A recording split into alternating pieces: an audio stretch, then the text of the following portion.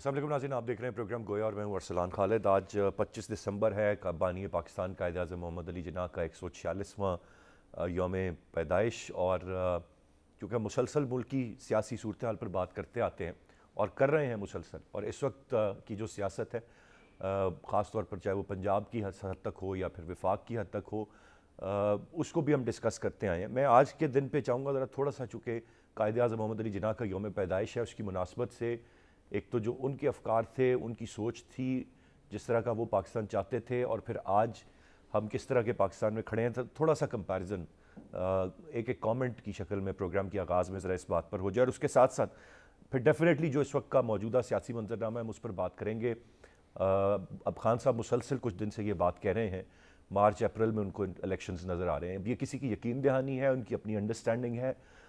एतमाद का वोट लेने की बात भी वो कर रहे हैं पंजाब में, लेकिन सवाल यह है कि आया वो एतमाद का वोट ले पाएंगे या नहीं ले पाएंगे, क्योंकि जो तारीख उन्होंने दी थी दोनों असम्बलियों को डिज़ोल्व करने की, उनमें चूँकि पंजाब के मामलात नहीं चल पाए तो केपी असम्बली को डिज़ोल्व करने का फ़ैसला भी मौखर किया।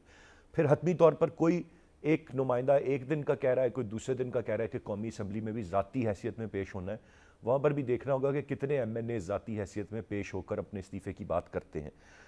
फिर आया एतमाद का वोट लिया जाता है या नहीं लिया जाता, क्या गेम बदल जाएगी कि एतमाद का वोट ही ना लेने में कामयाब हों तो असम्बली नहीं तोड़ सकेंगे, और फिर इन हाउस एक चेंज ज़रूर हो जाएगा, और फिर शायद उसी फैसले को मद्देनज़र रखते हुए केपी को भी ना डिज़ोल्व किया जाए। लेकिन ये तमाम तर चीज़ें जो कि आने वाले दिनों में होनी है, लेकिन खान साहब इसके बावजूद पुरुमीद हैं।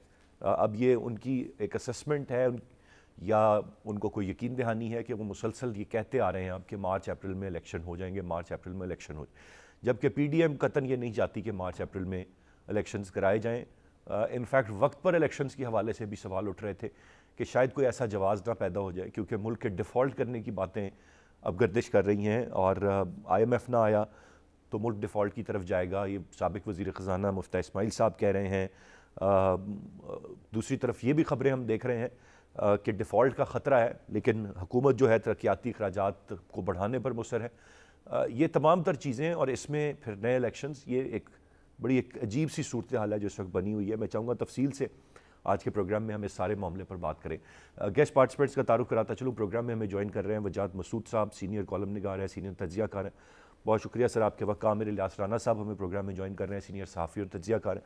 और ब्रिगेडियर रिटायर्ड फ़ारूक हमीद साहब, सीनियर तज्ज़ियाकार हैं, हमारे साथ प्रोग्राम में मौजूद है।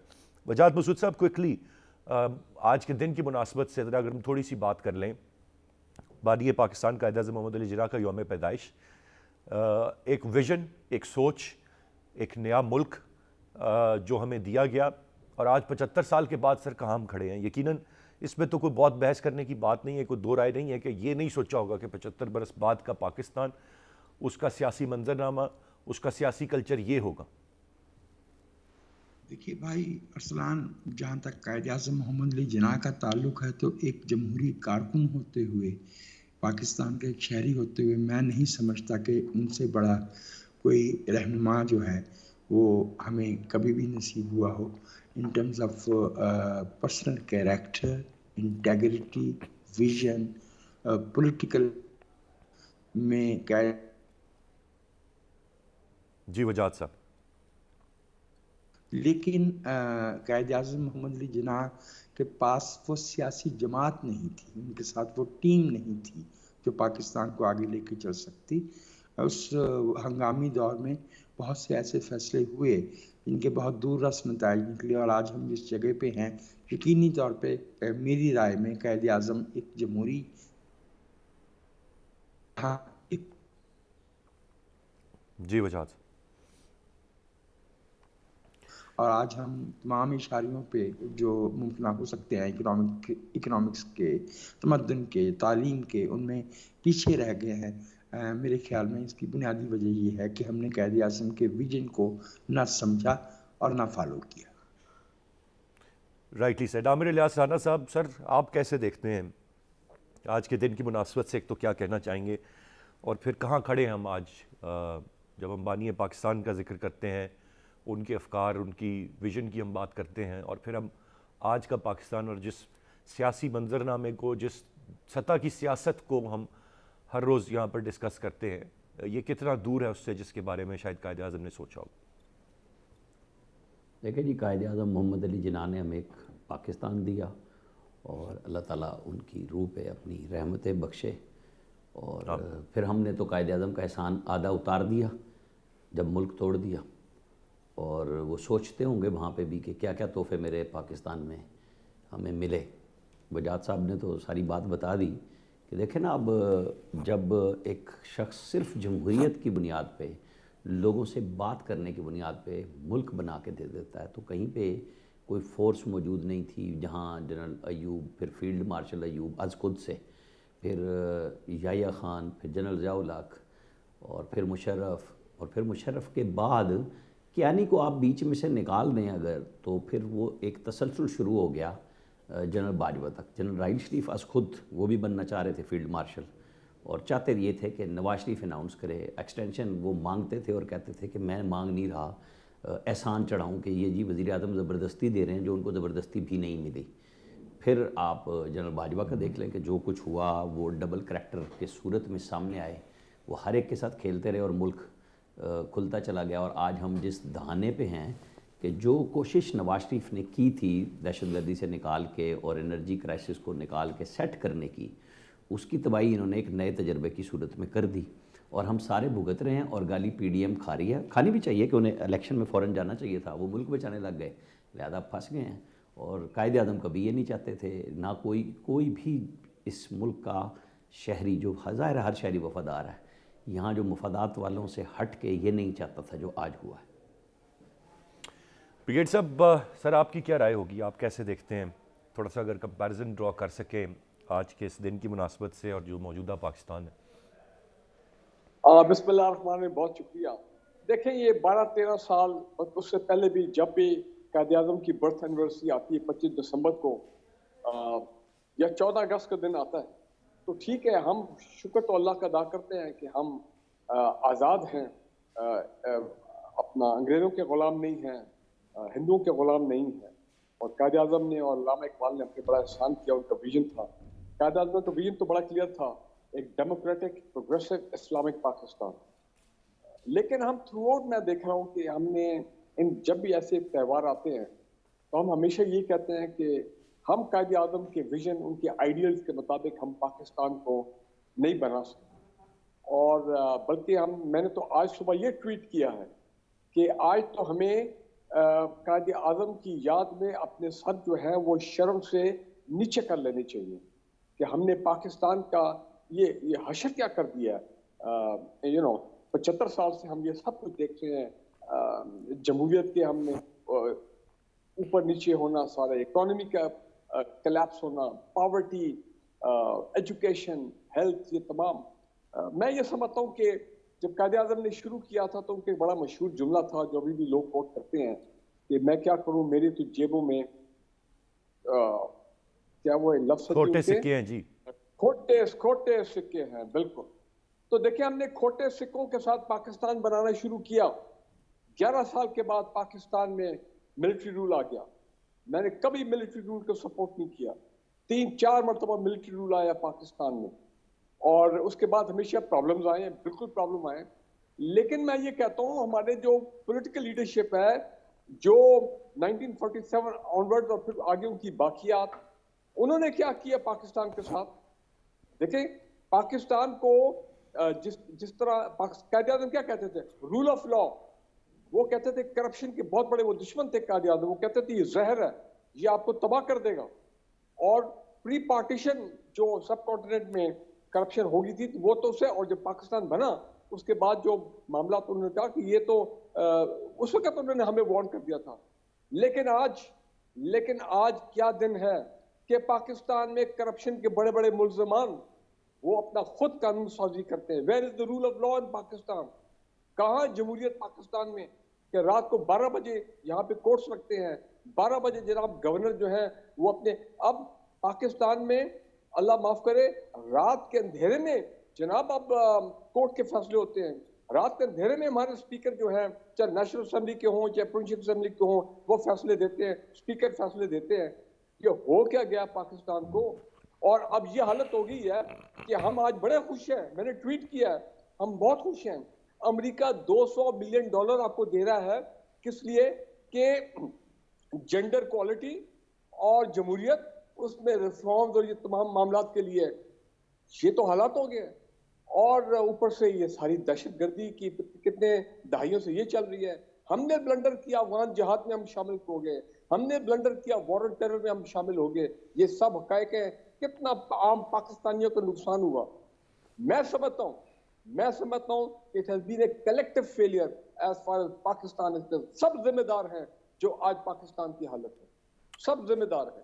رائٹلی سیڈ سر. اور یہ ایک ریالٹی ہے, and I am glad that آپ نے سب کو اکاؤنٹیبل ٹھہرایا. آپ نے ملٹری رولز کی بھی بات کی, نہ کہ آپ ایک طرف کی بات کرتے اور شاید سارا ملبہ ہم سیاستدانوں پہ ڈال دیں. ہم سب کے سب اپنی اپنی کیپیسٹی میں جمہوریت کی بات کرتا ہوں. قائد اعظم وانٹڈ ڈیموکریسی, کہ پاکستان میں جمہوریت آگے چلے اور ایک پروگریسو اسٹیٹ ہو.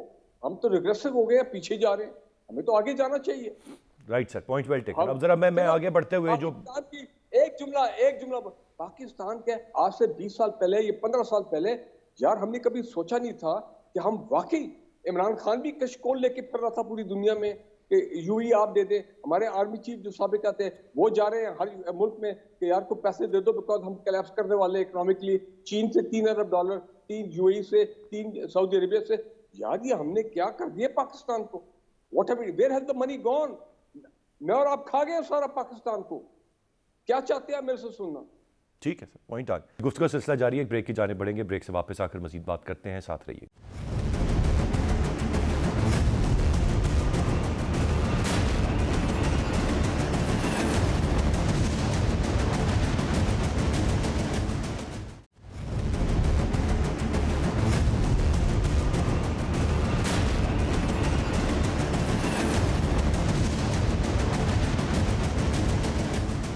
Welcome back. وجاد صاحب, ذرا آپ آگے بڑھتے ہوئے, یہ جو حالات ہیں اس وقت ہمارے سامنے ہیں, میں نے اپنے ابتدائی میں بھی ذکر کیا, ملک کے ڈیفالٹ ہونے کی باتیں مسلسل سنتے چلے آ رہے ہیں.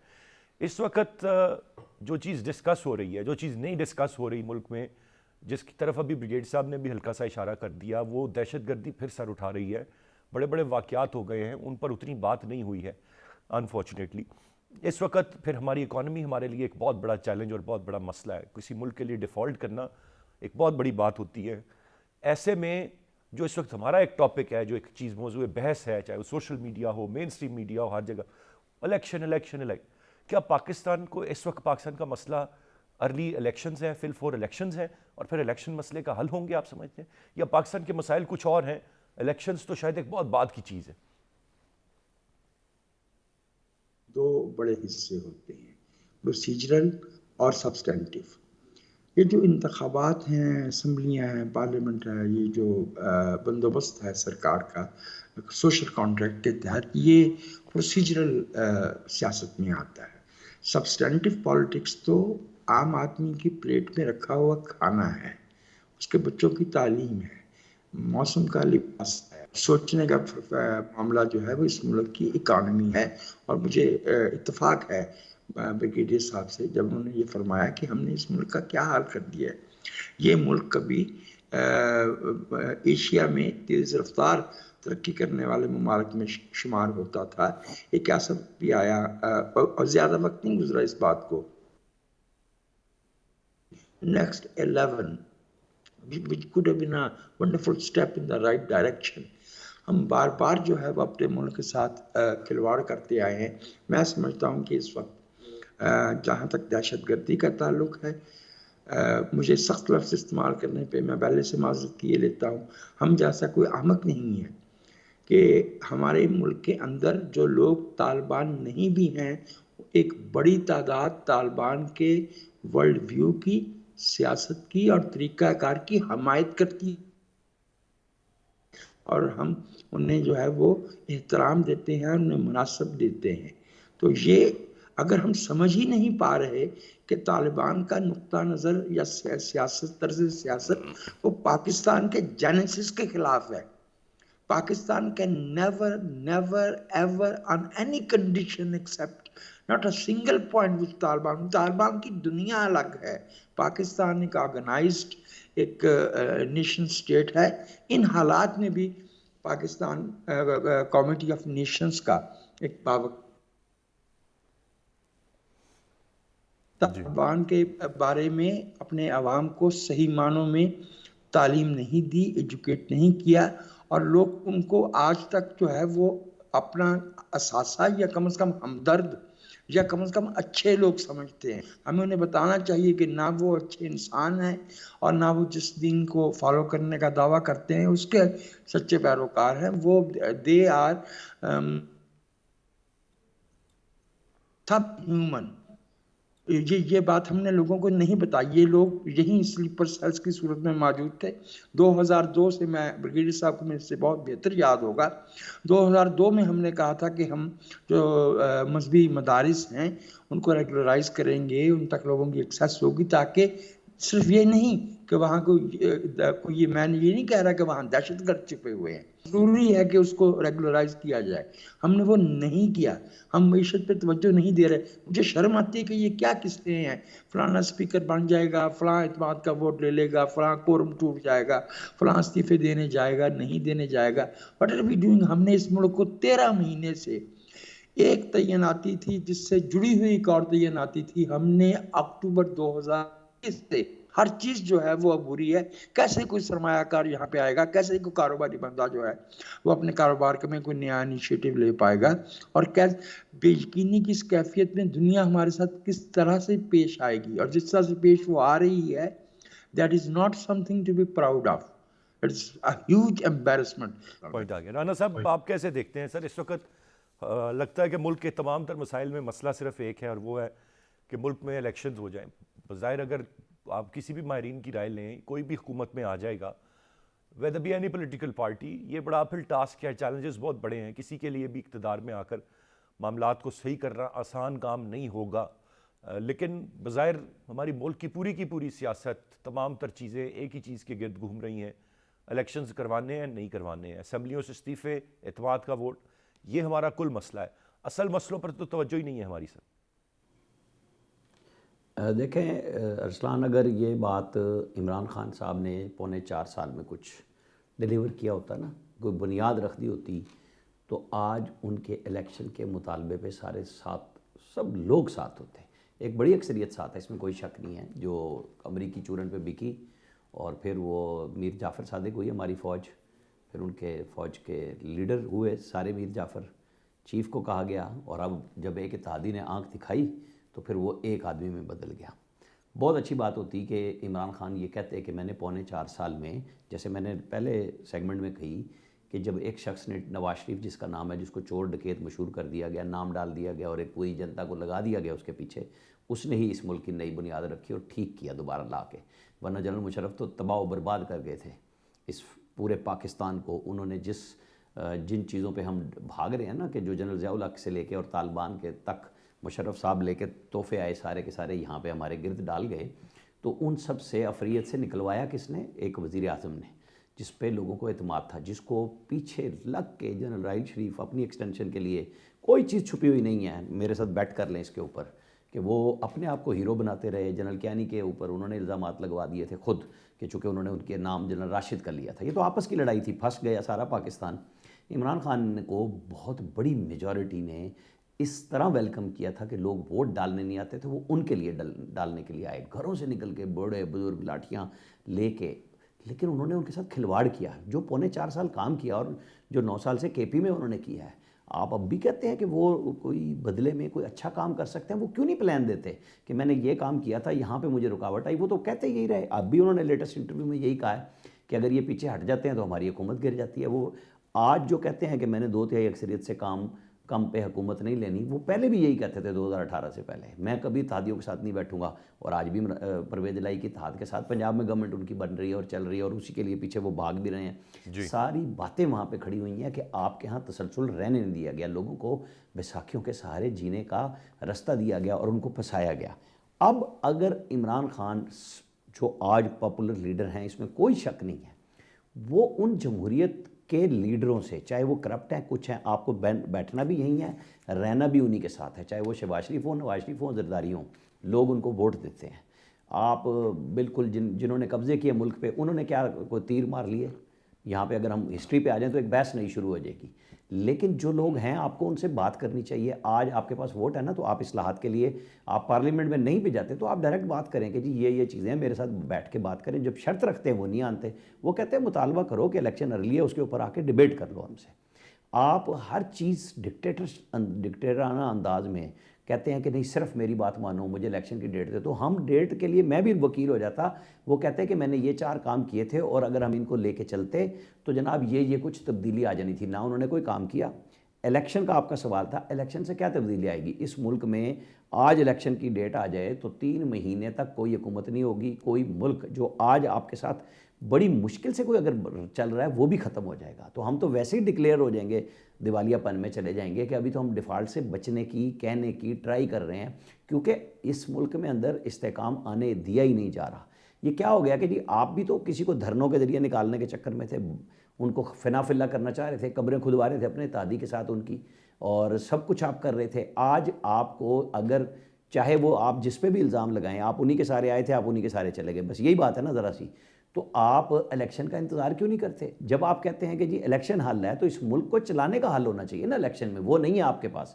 آپ تو کہہ کے آئے تھے میرے پاس بڑے 200 اچھے آدمی ہیں. میں مراد سعید کی اس پولیٹیکل بات پہ نہیں کہہ رہا کہ 200 ارب ڈالر لائیں گے اور 100 ادھر منہ ماریں گے اور 100 ادھر ماریں گے, لیکن کوئی تو آپ کا جو رستو تھا سب سے بڑا اسد عمر, اس نے کیا کیا؟ آپ نے 1 سال 1.5 سال بعد کہا میری سب سے بڑی غلطی تھی میں IMF کے پاس فوراً نہیں گیا. تو آپ کے پاس کیا پلان تھا؟ پلان یہی ہوگا کہ اس ملک کو جن سب نے مل کے, اگر میں بریگیڈیئر صاحب کی بات سے اتفاق کر لوں, ظاہر ہے کہ اس کے اندر انہی جمہوریتوں انہی مارشل لا کی نرسریوں سے لوگ نکل کے چلے اور ان کو آنکھیں دکھائیں جن کے ہاتھ سے بن کے آئے تھے, سارے کے سارے ایک جیسے ہیں. جب تک نہیں بیٹھیں گے, اس ملک کی عدلیہ نے کیا 63A نہیں ری رائٹ کر دیا بغیر کوئی پاور ہوئے, تشریح کیے بغیر انہوں نے ری رائٹ کیا کہ جی آئندہ نہ صرف ووٹ نہیں ڈلے گا, کاؤنٹ بھی نہیں ہوگا اور نائل بھی ہوں گے. بھائی یہ کیسے ممکن ہو سکتا ہے؟ ابھی لاہور ہائی کورٹ نے جو فیصلہ دیا ہے, ان کو سوال یہ تھا کہ گورنر کا فیصلہ ٹھیک ہے یا غلط ہے, وہ پنچایت لگا کے بیٹھ گئے. وہ بالکل غلط بات ہے. آپ کو ایک آرڈر کرنا تھا کہ یہ فیصلہ غلط ہے یا صحیح ہے. زیادہ زیادہ آپ قدغن لگاتے کہ جی ہاں 10 دن میں 5 دن میں آپ اعتماد کا ووٹ لیں, لیکن آپ کی پاور ریسٹرکٹ رہیں گی, آپ بہت زیادہ لامحدود اختیارات استعمال نہیں کر سکیں گے. تو ہم آج تک بھی سیدھے نہیں ہوئے کسی بھی کام میں, میرا مطلب ہو یا آپ کا مطلب ہو. اصل ایشو یہ ہے کہ لوگ پیچھے جا رہے ہیں, لوگوں کا کھانا پینا ختم ہو چکا ہوا ہے. وہ ایک ہم بڑے فساد کی طرف جا رہے ہیں خدا نخواستہ, کہ بھوک ننگ ہماری, ہم مطلب ایک پورا ملک افغانستان پال رہے ہیں ہمارے پیسوں پہ, اس کو نہ دنیا مانتی ہے. ہم مہاجرین کے نام پہ بھی پھنسے ہوئے ہیں UN کے ساتھ جی, اور یہاں سے ہر چیز سمگل ہو رہی ہے. آپ کی کھاد آپ دنیا بھر میں 7,000 روپے کی بوری خرید کے لا رہے ہیں, 2300 روپے کی سبسڈی میں پاکستان میں دے رہے ہیں اپنے کسان کے لیے, وہ ساری کی ساری وہاں جا رہی ہے, چینی وہاں جا رہی ہے, آٹا وہاں جا رہا ہے, گندم وہاں جا رہی ہے.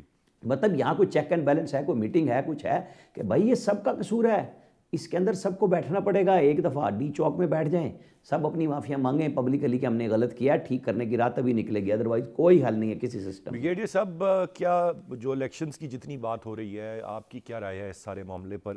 گو کہ ایک نقطہ نظر یہ ضرور ہے کہ جی الیکشنز کروا دیں, کوئی سٹیبلٹی آ جائے, لیکن بظاہر لگتا نہیں ہے کہ الیکشنز ہو کے بھی سٹیبلٹی آئے گی, کیونکہ نتائج ہی شاید کوئی تسلیم نہیں کرے گا. پھر شفاف انتخابات ایک سوال ہے, ابھی تو انتخابات کا مطالبہ ہے, پھر اپنے جو طریقہ کار لانا چاہتے تھے EVM اور اوورسیز پاکستانی, وہ پھر ایک اور مطالبہ ہے. اگر مطلوبہ نتائج حاصل نہیں ہوں گے تو کہا جائے گا کہ جی اس طرح سے الیکشنز نہیں ہوئے. تو حل مسئلے کا کیا الیکشنز ہیں واحد اس وقت جس پر ساری بات ہو رہی ہے؟ دیکھیں, پہلی بات تو یہ ہے کہ ہمارے جو دشمن ہیں وہ کس چیز کا فائدہ اٹھا رہے ہیں اس وقت, جس میں ظاہری بات ہے اس وقت سارے فیصلے طریقے طالبان پاکستان, جس طرح انہوں نے حملے شروع کر دیے ہیں KP اور بلوچستان میں, اسلام آباد میں بھی انہوں نے ایک ثانیہ کر کے اپنا خوشکت حملہ کیا, وہ فائدہ اٹھا رہے ہیں. پاکستان کے اندر جو سیاسی جو صورتحال, جو پولیٹیکل انسٹیبلٹی ہے, جو یہاں پہ سیاسی انتشار ہے, جو انٹرنل آپس میں سیاستدانوں کی پولیٹیکل پارٹی کی لڑائی ہے, وہ اس کا فائدہ اٹھا رہے ہیں. اور اوپر سے اکانومی آپ کے بالکل, آپ دیوالیہ پن تو چلے شاید اس طرح نہ ہو بک کے مطابق, لیکن ڈیفالٹ نہ ہو, لیکن یہ ہے کہ آپ کے پاس ڈالر نہیں ہے. اس وقت خود کہہ رہے ہیں, گورنمنٹ کے لوگ بھی کہہ رہے ہیں, پرائم منسٹر بھی کہہ رہے ہیں, پیسے کہاں سے آئیں گے؟ ٹھیک ہے نا جی, آپ کی LCD چل رہی ہے, آپ کے کنٹینر پھنسے ہوئے ہیں, یہ فوڈ سٹف کے کراچی پورٹ کے اوپر, فورن ایئر لائنس کو باہر کی جو کمپنیز ہیں ملٹی نیشنل وہ بند کر کے جا رہی ہیں, ان کی وہ پیسے اپنے ریمٹ نہیں کر سکتے, تو ڈالر کوئی نہیں ہے. اور عام آدمی جب جاتا ہے بینک میں تو وہ کہتے ہیں کہ جی سوری ہمارے پاس تو ڈالر نہیں ہے, آپ کے پیسے ہیں اتنے $1000 لیکن ہم تو آپ ہم سے روپیہ لے لیں اور وہ بھی 225 کے حساب سے. سو دیر از اے بگ کرائسس. جب ایسی انٹرنل صورتحال ہوتی ہے تو پاکستان کے دشمن فائدہ اٹھاتے ہیں اور یہی ہو رہا ہے. اور انہوں نے وہی پھر پرانا جو نیریٹو ہے, اب میں اس کو مجھے دہرانا پڑے گا because I believe that is true, کہ انٹرنیشنل اسٹیبلشمنٹ ہو, CIA ہو, ایسی قوتیں ہوں اور را انڈین, انہوں نے افغانستان میں بیٹھ کے افغان طالبان کو ہم نے ریکگنائز نہیں کیا, وہ ویسے ہم سے ناراض بیٹھے ہیں, احسان فراموش لوگ ہیں, اتنا کچھ ہم نے ان کے لیے کیا, وہ وہاں سے حملے کر آ رہے ہیں. تو حالات اور خراب ہو گئے, جس کو کہتے ہیں نا سونے پہ سہاگا, لیکن دشمن کے لیے کہ جناب یہ اکنامکلی بھی کلیپس کر رہے ہیں اور ان کو سیکورٹی وائز ان کو حالات کتنے خراب کر دو کہ یہ مجبور ہو جائے گھٹنے ٹیکنے. ٹھیک ہے نا جی.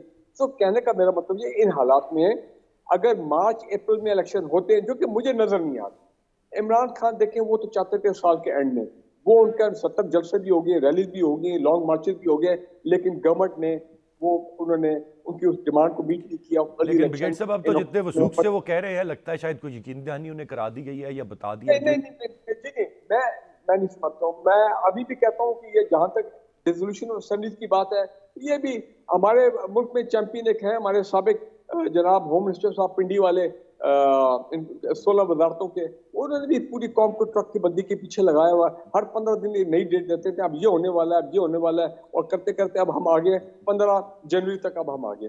سو مجھے نہیں, میرا خیال ہے کہ یہ معاملہ ایسی سٹیٹس کو چلتا رہے گا. ٹھیک ہے, کوئی حرج نہیں ہے اگر اگست تک, اگر اگست میں 5 سال پوری ہوتے ہیں اور تب الیکشن ہوتے ہیں تو دیر از نو ہارم. لیکن یہ جو الیکشن ہوں گے چاہے مارچ اپریل میں ہو, which again I doubt, assembly resolution کہہ دیں جی اب ہم وہ ووٹ آف کانفیڈنس ہو جائے گا. اور میں کہتا ہوں کہ میں پہلا شخص تھا جس نے کہا تھا اب اگر ووٹ آف کانفیڈنس 186 بندے پورے کرنے ہیں تو خبر یہ آئے گی کہ جناب ایک بندہ کووڈ سے ڈاؤن ہو گیا, ایک بندہ ہاسپٹل میں ایڈمٹ ہو گیا, ایک بندے کا موبائل بند ہو گیا تو رابطہ نہیں ہو سکا, ایک بندہ پتہ نہیں کیا ہو گیا, تو جناب they might lose the vote of confidence because وہ خود کہہ رہے ہیں کہ جناب ہمارے لوگ بھی انڈر پریشر ہے کہ وغیرہ وغیرہ جو بھی یہاں پہ انٹرنل معاملات ہوتے ہیں. سو لہٰذا مجھے نہیں نظر آ رہا یعنی کہ بریگیڈ صاحب اب تک پھر عمران خان صاحب نے جو بھی موو کی ہے وہ بری طرح سے فلاپ ہوئی ہے, چاہے ان کے لانگ مارچ ہوں چاہیے. لیکن ایک چیز میں وہ کامیاب ہوئے جو پاکستان کی تاریخ کم از کم جب سے میں نے ہوش سنبھالا ہے, یا ذوالفقار علی بھٹو صاحب نے وہ اچیومنٹ ان کی تھی کہ انہوں نے اپنے اس زمانے میں جب نہ سوشل میڈیا تھا نہ الیکٹرانک میڈیا تھا, انہوں نے پاکستان کے عوام کو باہر نکالا تھا اور انہوں نے عوام کو اویئرنیس اور ایک وہ دی تھی اس وقت اویکننگ کہ روٹی کپڑا اور مکان کا. انہوں نے کہا تھا یہ آپ کا حق ہے, power is with the people of Pakistan, and I agree power is with the people of Pakistan. لیکن بیچ میں پھر تمام وہ حالات ہو گئے اور عمران خان نے یہ آپ کریڈٹ دیں کہ انہوں نے 80% پاکستان کو باہر نکالا ہے. ایسے ریکارڈ جلسے اور ایسی ریلی تو ہم نے بھٹو صاحب کے زمانے میں بھی نہیں دیکھی تھی. 60 اور 70s کی میں بات کر رہا ہوں, ہم نے تو وہ سب کچھ دیکھا ہوا ہے.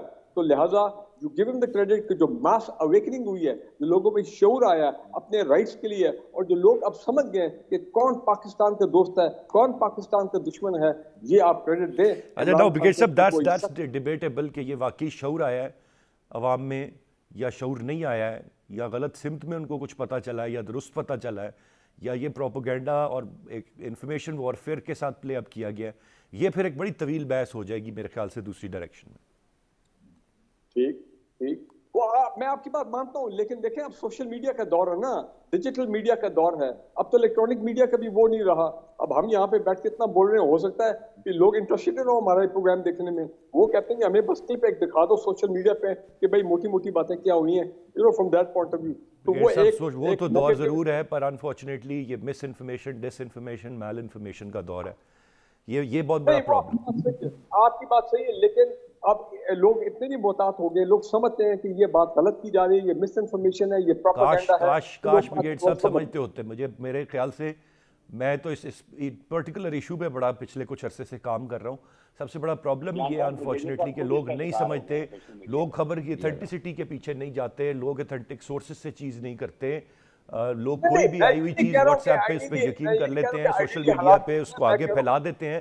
اور یہی میرے خیال سے دشمن بھی اسی چیز کے ساتھ پلے اپ کر رہا ہے پاکستان میں, اور کچھ لوگ اپنے ایجنڈاز. یہ تو 2022 میں جو کچھ قتل و غارت ہوا ہے ہمارے سوشل میڈیا پہ اس میں پاکستان کے دشمنوں نے اس کا فائدہ اٹھایا. میں آپ کی بات سے پوری اگری کرتا ہوں, وہ چیزیں ہمیں نظر آتی ہے. اور بڑے بڑے ہمارے جو انٹیلیجنس ایجنسیز جو پکڑے ہیں یہ جو فیک اکاؤنٹس یا اکاؤنٹ جو کہ انڈیا سے چل رہے تھے, جرمنی سے چل رہے تھے, یا اور جو اس طرح کے اینٹی پاکستان جو آرگنائزیشن تھی ابراڈ, وہ سارے یہ کر رہی تھی. بالکل آپ کی بات صحیح ہے, وہ ایلیمنٹ بھی ہے. لیکن میں ٹوٹل پاکستانی کنٹینٹ کی بات کروں, جینوئن جو عمران خان والا کنٹینٹ تھا وہ میرا خیال ہے اس میں وہ چیز ہمیں نظر اویئرنیس نظر. لیکن امپورٹنٹ بات یہ کہ الیکشن مارچ اپریل میں ہو, وچ آئی ڈونٹ تھنک سو, یا اکتوبر میں ہو, میں یہ سمجھتا ہوں کہ نہ ای وی ایمز ہوں گے نہ وہاں پہ اوورسیز ووٹرز کا ہوگا, کیونکہ یہ دونوں چیزیں عمران خان کے فائدے میں جاتی ہیں. اور اس کی جو اپوزنگ گورنمنٹ ہے, یہ جو political parties P D M, یہ کبھی نہیں چاہیں گے کہ یہ وہ دو فیکٹر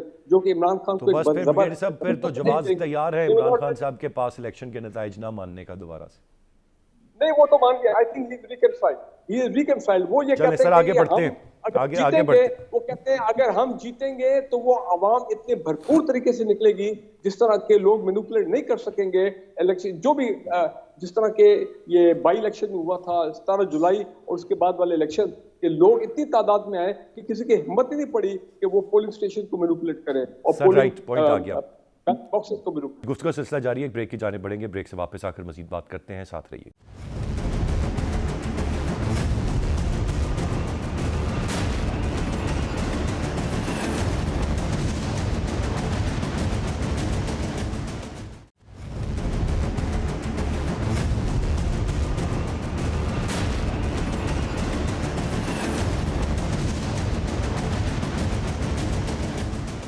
ویلکم بیک. میں اب ایک چیز جو تینوں معزز مہمانوں سے جاننا چاہوں گا, اور اس دن کی مناسبت سے میں چونکہ ہم سلوشن اورینٹڈ تھوڑا سا چیز کی طرف آتے ہیں. وجاد صاحب, اسٹارٹنگ فرام یو, اب یہ ایک ڈیبیٹیبل معاملہ ہے کہ اویئرنیس آئی ہے سوسائٹی میں, لوگ پولیٹیکلی اویئر ہوئے ہیں, یا بے تحاشا حد تک پولرائز ہو گئے ہیں. یہ بالکل ایک اس پہ دو مختلف آراء ہو سکتی. میرا سر جو سوال ہے آپ سے اور باقی دونوں مہمانوں سے بھی یہی ایک چیز ہے, سر بیٹھ کے بات, ڈائلاگ, مسائل کا حل تبھی نکلتا ہے, اس کے علاوہ کوئی چارہ نہیں ہے. موجودہ صورتحال میں اس کی کوئی ممکنات میں سے یہ نہیں ہے کہ بیٹھ جائیں پولیٹیکل پارٹیز, بات کر لیں, کوئی ڈائلاگ کر لیں. So what's the way forward? ہم حالات ہمارے ملک کے خراب سے خراب تر ہوتے جا رہے ہیں, تقسیم بہت بڑھ گئی ہے, ڈیوائڈ پولرائز ہم ہو گئے ہوئے ہیں اپنے پولیٹیکل آئیڈیالوجی پہ بھی. فائنینشیل کنڈیشن ہماری بہت بری ہو گئی ہے, ڈیفالٹ کا خدا نخواستہ خطرہ ہے. اور ایک چیز جس کو ہم نے ڈیل کر لیا تھا وہ تھا ٹیررزم, وہ دوبارہ سے بہت تیزی سے سر اٹھا رہا ہے. How to come out of all this sir? جو پولرائزیشن ہوتی ہے بھائی ارسلان, یہ بذات خود کسی قوم کی سیاسی پسماندگی کا نشان ہوتا ہے. جو قومیں جمہوری شعور رکھتی ہیں وہ انگیجمنٹ میں, ڈائلاگ میں اور مجموعی قومی مفاد کو سامنے رکھتے ہوئے کہ روڈ میپ بنانے میں یقین رکھتے ہیں. ابھی آپ اور بریگیڈیئر صاحب بہت اچھی گفتگو فرما رہے تھے آئندہ انتخابات کے پراسپیکٹس کے بارے میں. I have very little hope کہ اس سے ہم بحران سے باہر آ پائیں گے, اس لیے کہ جو ہارے گا وہ مانے گا نہیں, ایک. اور دوسری بات یہ ہے کہ ہمیں جس چیز کی ضرورت ہے وہ ہے کم از کم 20 سے 25 برس کا اکنامک روڈ میپ. ہمیں اپنی پیداواری بیس پیدا کرنا ہے, ہمیں کچھ ایسی چیزیں بنانا ہے جنہیں کو خریدنا چاہے. یہ جو ہم بنگلے ہاؤسنگ سوسائٹیز کے نام پہ بنا رہے ہیں انہیں ہم ایکسپورٹ نہیں کر سکتے. میرا یہ یقین ہے کہ ریئل اسٹیٹ کے بزنس نے پاکستان کی اکانومی کو بے حد نقصان پہنچایا ہے, پیسہ اس میں پھنس گیا ہے. اور جو ہماری ترجیح ہونی چاہیے, ہمارے پاس اس وقت ہمارا اثاثہ ہے کیا؟ اور یوتھ, کیا ہم اسے ایسی تعلیم دے رہے ہیں, تعلیم دینے کے لیے وہ وسائل دے رہے ہیں جس کی بنیاد پہ وہ دنیا میں کمپیٹ کر سکے اوپن مارکیٹ میں؟ To my mind our first priority should be quality education for youth. وہ نہیں ہے. اور ہمارا دوسرا جو معاملہ ہونا چاہیے وہ یہ کہ میں گزارش ہی کر سکتا ہوں کہ کائنڈلی پاکستان کو ایک نارمل ملک بنایا جائے. ہم کوئی خاص واس نہیں ہیں اور ہم جو ہے وہ خاص بننے کے چکر میں عام بھی نہیں رہے. نارمل نہیں رہے. ہم پولرائزڈ ہیں, جس کو یہ بھائی ہمارے کچھ احباب شعور کہتے ہیں. بھائی یہی شعور ہمیں کہتے تھے 70 میں بھٹو نے دیا ہے, یہی کہتے تھے جی بے نظیر بھٹو نے شعور دے دیا ہے لوگوں کو. یہ کس قسم کا شعور ہے جس میں پاکستان کے عوام اپنے لیڈر سے یہ نہیں پوچھتے کہ تمہارے پاس جو ہے وہ قرضوں کی واپسی کا, کرنٹ اکاؤنٹ ڈیفیسٹ کا, ٹریڈ ڈیفیسٹ کا, بجٹری ڈیفیسٹ کا علاج کیا ہے؟ تم ہمیں کیا سمجھانا چاہتے ہو؟ نعرے دینا چاہتے ہو فلانا چور ہے, فلانا لٹیرا ہے, فلانا لوٹ کے کھا گیا, فلانے کی ویڈیو آ گئی, فلانے کی آڈیو آ گئی. یہ طریقے ہوتے ہیں قوموں کو معاشی مسائل سے آگے لے کے جانے کے. اور بھول رہے ہیں ہم کہ آن پیپر ہم 23 کروڑ ہیں. آن پیپر اس سے زیادہ تعداد ممکن ہو سکتی ہے, اس سے کم نہیں ہے. یہ بہت بڑی تعداد ہے. اس کو سنبھالنا, اس کی معاشی ضروریات پر توجہ دینا وہ ایک طرف ہے, اور ہم جو ہے وہ صبح سے لے کے شام تک جو ہے وہ ایک دوسرے کو برا بھلا کہنے میں مصروف ہے. ایک دوسرے کو برا بھلا کہنا بذات خود میں سمجھتا ہوں کہ یہ اس بات کا نشان ہے کہ ہم نے سیاسی شعور پیدا نہیں کیا, ہم نے اپنے ماضی کے تجربات سے سیکھا نہیں ہے. رائٹ سر, پوائنٹ آ گیا. میں جاننا چاہوں گا رانا صاحب آپ سے, سر کوئی حل ہے مسئلے کا آپ کی نظر میں کہ یہ جن چیزوں کا ذکر ہم کرتے آ رہے ہیں, کرتے رہتے ہیں, ان سے ہم باہر نکل سکیں؟ مجھے تو ابھی جتنی گفتگو ہوئی, کیا الیکشن مسئلے کا حل ہے؟ نہیں لگتا وہ بھی حل ہے. اور کوئی چیز ہے؟ میرے خیال سے جب تک تمام سٹیک ہولڈرز بیٹھیں گے نہیں, ڈائیلاگ نہیں کریں گے, کچھ وے فارورڈ طے نہیں کریں گے, جس طرح بھی وجاد مسعود صاحب نے بھی کہا, اور خاص طور پر معیشت کے لحاظ سے ہم جب تک نہیں, تو معاملات حل نہیں ہوں گے. لیکن اس کی کوئی صورت نظر نہیں آ رہی کہ کوئی ایسا کام ہو جائے گا, یا کوئی ایسی قوت ہے جو یہ کروا لے گی کہ ہمیں بٹھا دے سب کو ایک میز پر اور سب بات کر لیں. لیکن یہ وجاد مسعود صاحب نے بڑی صحیح باتیں کی ہیں, فل اتفاق ہے ان سے. ایشو یہی ہے کہ جب تک ہماری لیڈرشپ, ہم جمہوریت کے چکر میں فوجیوں کو گالیاں دینی شروع کر دیتے ہیں اور فوجی آ کے جمہوریت پسند سیاستدانوں کو لتاڑتے ہیں. ایشو یہ ہے کہ سب کو پبلکلی اپنے اپنے کردار پہ معافی مانگنی ہوگی, تبھی بات بنے گی, تبھی رستہ بنے گا. آپ ہم جس دشمن ملک کے لیے ہر وقت لگے رہتے ہیں کہ جی انڈیا انڈیا انڈیا, دیکھیں نا انہوں نے ایک فیصلہ کیا, انہوں نے نان ریزیڈنٹ انڈینز بنائے, انہوں نے دوہری شہریت ختم کر دی, ان کو صرف انڈین رکھا. دنیا بھر میں کوئی وزیر اعظم آ جائے وہ انڈیا کے طور پہ ہوتے ہیں. آج یو ایس کانگریس اٹھا کے دیکھ لیں, سارے کے سارے انڈین امریکن بیٹھے ہوئے ہیں, جتنے انٹرنیز ہیں جو کچھ ہیں یو ایس کانگریس مین کے ساتھ, ان کے لوگوں کے ساتھ سینٹ میں, یہ سارے کے سارے انڈینز ہیں. آپ دنیا بھر میں تعلیم یافتہ حوالے سے دیکھ لیں, یا چائنا نے انویسٹمنٹ کیا ہے یا انڈیا نے بہت طریقے سے اپنے لوگوں کو آگے لگایا ہے. انہوں نے قومیت بھی ابھاری جو کہ صرف انڈین نیشنلٹی پہ مشتمل ہے. نہ انہوں نے ہماری طرح دیوبندی بریلوی ڈالے, نہ انہوں نے پولیٹیکل پارٹیاں ڈالی, نہ دیہاتوں اور گاؤں کے نام پہ مسجدوں کا جو حساب کتاب اب ہمارے یہاں بن گیا. پہلے کبھی آپ جاتے تھے تو عربوں کی مسجد ہے جی, ترکوں کی مسجد ہے. اب ہمارے لوگوں کے پاس پیسہ وہاں آیا ہے تو انہوں نے اپنے اپنے دیہاتوں کی مسجدیں بنانی شروع کر دی ہیں, اس پنڈ دی ہے اس پنڈ دی ہے. ہم نے ان کو پاکستانی رہنے ہی نہیں دیا. آج بھی عمران خان ان کو اپنے لیے یوز کرنا چاہتے ہیں. نواز شریف نے ایک دفعہ کوشش کی تھی اوورسیز کی, وہ ایٹمی دھماکوں کے بعد تنظیم ہی ختم کر دی تھی پی ایم ایل این کی. اسٹوڈنٹس فیڈریشن میں انہوں نے وہ ختم کیا تھا کہ جب لوگ ان کے ایم ایس ایف کے گنڈے بن چکے ہوئے تھے لاہور شہر میں, اور پھر شہباز شریف نے آپریشن کیا, سعد رفیق ساتھ ملے, ورنہ لاہور شہر میں تعلیمی ادارے بکتے تھے, بی اے کے پیپر وہاں پہ باقاعدہ جس طرح اب سندھ میں ہیں وہاں پہ کاروبار شروع ہو گیا تھا. یہاں پہ نئے سرے سے پاکستان کو بنانے کی بنیاد ڈالنی ہوگی, اور اس میں سب لوگوں کو بٹھانا ہوگا اور سب کو اپنے اپنے کردار پہ جانا ہوگا. ماضی میں جو ہو گیا اس کا اعتراف کرائیں. ہے بہت مشکل کام, لیکن یہ ہو سکتا ہے کیونکہ جہاں ہم پھنس گئے ہیں اس کے علاوہ ہمارے پاس کوئی چارہ نہیں ہے کہ ہم بیٹھ کے اور آگے کا رستہ نکالیں کہ ہمیں اپنے اوورسیز کو سیاست میں استعمال نہیں کرنا کسی نے بھی. ان کو پاکستان کے لیے کریں. جتنے ہمارے لوگ, ہمارے یہاں تو چھوٹی سی بات ہے, آپ پی ایچ ڈی دیکھ لیں, اسکالر ہیں, ان سے ہم ایک بانڈ بھراتے ہیں کہ جی آپ آئیں گے 5 سال نوکری کریں گے. جب وہ واپس آتا ہے ایک تو اس کو جاب نہیں ملتی, جس دفتر سے وہ گیا ہوتا ہے اس کا کلرک کہتا ہے اچھا وڈا تو ڈاکٹر آیا, اس کی طبیعت صاف کرتے ہیں, وہ ویسے ہی بھاگنے پہ مجبور ہو جاتا ہے. پھر ایچ سی نے پالیسی ایسے رکھی ہے کہ جی جتنے پیسے خرچ کیے ہیں 2 قسطوں میں دے دیں. بھائی اگر آپ کے کسی بندے کو نوکری باہر مل گئی ہے, کوئی طریقہ نکالیں, اس سے قسطوں میں پیسے لے لیں. ہر چیز میں ضد انا آڑی ہوئی آئی ہوئی ہے, کوئی رستہ نکالنے کے لیے ہم تیار ہی نہیں ہیں اپنے لوگوں کے لیے. بریگیڈیئر صاحب سر, آپ کی کیا رائے ہے سر اس سارے معاملے پہ؟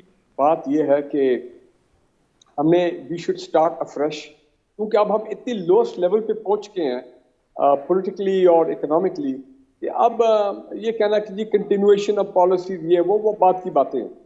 آج مونس سلائی نے ایک بیان دیا ہے اور ہو سکتا ہے کہ وہ اس میں عمران خان کو بھی اور میخلون کو انڈیکیٹ کیا ہے کہ یہ آپ بھی بات کر رہے تھے کہ بے شک اسٹیبلشمنٹ نے ڈکلیئر کیا ہے کہ دے آر اے پولیٹیکل، ان کا سیاست سے کوئی تعلق نہیں ہے، لیکن اگر ایک پاپولر لیڈر نے آج بات کی ہے کہ اسٹیبلشمنٹ اگر چاہے تو وہ سب کو بٹھا کے کوئی ایک حل ایسا نکالے، کیونکہ پریزیڈنٹ آف پاکستان اس وقت سب بیک چینل کر رہے ہیں، پتہ نہیں 4 مہینے سے لگے ہوئے ہیں، اب تو نہ ہونے کے برابر ہی ہو گیا، کوئی رزلٹ ہی کوئی پازیٹیو نہیں نکل رہا ابھی تک، بلکہ حالات اور ہی خراب ہو رہے ہیں۔ تو میں بھی یہ سمجھتا ہوں اس میں کوئی حرج نہیں ہے کہ اگر ہماری اسٹیبلشمنٹ جو ہے ایک مرتبہ ایٹ لیسٹ سب کو ساتھ بٹھا کے سب کو بیک چینل کر کے کوئی ایک مڈل سولوشن نکال لیں، تاکہ الیکشن ہو جائیں، جولائی میں ہو جائیں، بجٹ پاس ہو جائے، جولائی میں اپنا کیئر ٹیکرز آ جائیں، اور اس کے بعد ٹھیک ہے 3 مہینے بعد الیکشن ہو جائیں۔ لیکن جس چیز نے زیادہ مروایا اس ملک کو وہ ہے رول آف لا نہ ہونا۔ ہماری آنریبل عدلیہ نے، میں سمجھتا ہوں کو اپنے کردار کو بہت دیکھنا پڑے گا، بہت انٹروسپیکشن کو کرنی پڑے گی، جس طرح کہ ہم نے پچھلے کافی عرصے سے دیکھ رہے ہیں ہماری آنریبل عدلیہ کا جو رول ہے، اور خاص طور احتساب کے معاملے میں دیکھیں یہاں پہ پاکستان چل رہا ہے amnesties, tax amnesty, real estate amnesty, باہر ایسٹس ابراڈ کی ایمنسٹی، اس کے بعد NRO1، پھر یہ جو قانون ہے NRO2، عمران خان نے بھی نومبر میں ایک NRO پاس کیا تھا بیوروکریسی کے لیے اور بزنس مینوں کے لیے۔ تو جب یہاں پہ یہ حالات ہوں گے تو پاکستان خاک آگے ترقی کرے گا۔ تو خدارا all pillars of the state have to sit down once for the sake of Pakistan کہ جناب ہم نے پاکستان کو بچانا ہے، پاکستان کو صحیح راستے میں لے کے جانا ہے۔ اکنامک روڈ میپ، یس، اگلے 10-20 سال کے اکنامک روڈ میپ، جو بھی گورنمنٹ آئے، جو بھی پولیٹیکل پارٹی پاور میں، مجھے اس سے غرض نہیں ہے، لیکن they must follow that economic road map, جس طرح ہم نے نیشنل ایکشن پلان پہ تمام پولیٹیکل پارٹیز اکٹھی ہو گئی تھی، آپ کو یاد ہے آرمی چیف بھی بیٹھے ہوئے تھے اس میں 2014 میں جو نیشنل ایکشن پلان بنا تھا، وہ ثانیہ IPS کے بعد 2014، یس، ثانیہ IPS کے بعد تو نیشنل ایکشن سب اکٹھے ہو گئے تھے نا، ایک ڈاکومنٹ بن گیا تھا اور اس پہ پھر کام شروع ہو گیا تھا، عمل بھی ہوا تھا اس کے اوپر۔ تو دیکھیں آپ یہ جو لوگوں کو جس طرح پاکستان کو بربریت کے ساتھ لوٹا گیا ہے، اور سارے آج اگر وہ ہم پیسہ ریکور کر لیتے، وہ لوگ پالیٹکس سے مائنس ہو جاتے ہیں میرٹ کے اوپر، یہ نہیں میں کہتا ہوں پولیٹیکل وکٹمائزیشن، میرٹ پہ وہ لوگ تب نکل جاتے ہیں، اور آج ایک نئی لیڈرشپ، ایک نئی سنسیئر قیادت سامنے آتی جو کہ وقت کی ضرورت ہے، تو پاکستان کی آج حالت یہ نہ ہو۔ رائٹ سر، تینوں رسپیکٹیبل گیسٹ کا بہت بہت شکریہ ادا کروں گا میں، اور یہاں پر یقیناً آج ایک ایسا دن ہے جب ہمیں یقیناً سوچ وچار کی ضرورت ہے، اور جو قائد اعظم محمد علی جناح کے افکار ہیں اور موجودہ پاکستان کے حالات ہیں، ان کو ذرا تھوڑا سا ریوزٹ کرنے کی ضرورت ہے۔ چیزیں آج بھی بہتر ہو سکتی ہیں، لیکن کسی کو لیڈ ضرور لینی پڑے گی، سب کو تھوڑا تھوڑا نرمی کا مظاہرہ کرنا پڑے گا، ایک میز پر آنا پڑے گا، اور مسئلوں کا حل نکال کر جو ملک کی مفاد میں ہے اس کو لے کر آگے چلنا ضروری ہے۔ سیاست بہرحال اپنی جگہ پر جاری رہے گی، اقتدار بھی کبھی کسی کے پاس اور کبھی کسی کے پاس رہے گا، لیکن پاکستان کو قائم و دائم رہنا اور اس کی بہتری ہونا، یہ میرے خیال سے سب کی ذمہ داری ہے۔ آج کے پروگرام سے اتنے، ارسلان خالد کو اجازت دیجیے، اللہ نے کے بعد۔